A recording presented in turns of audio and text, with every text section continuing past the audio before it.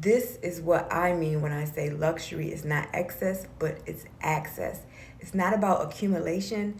It's about autonomy. It's not about what shines externally, what we can grab, what can we accumulate. It's what doesn't press internally. The luxury of being able to make decisions about your own freaking life and your children's life. The luxury of not having to perform subservience to survive. The luxury of internal sovereignty and a regulated nervous system.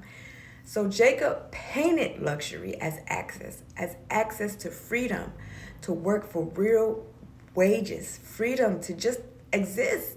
He painted families at train stations and workers getting real wages, kids going to school, happy people building new lives freely.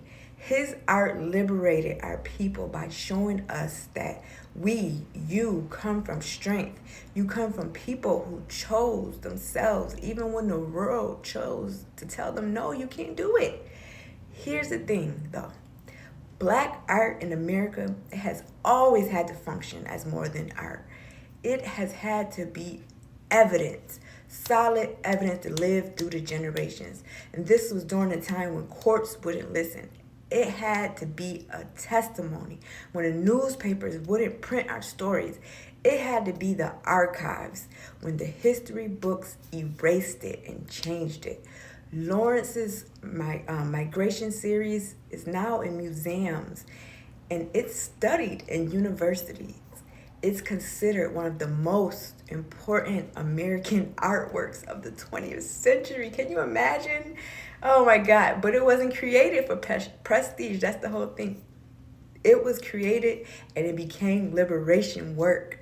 The painting of the Black people as complex, full human beings when dominant culture refused to see us that way. It was documenting Black migration when textbooks called it a footnote, meaning it wasn't taught, it wasn't important. It was just something that happened. He created visual evidence that's here, that shows that we moved, we built, we survived. But here's the truth, though. Jacob Lawrence didn't see full liberation in his lifetime. The people he painted didn't either. And I'm not even sure if I will see before I leave this earth. But we're in another moment where Black history is under attack.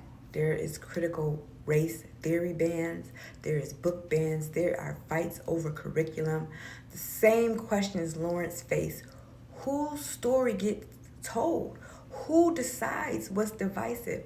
This is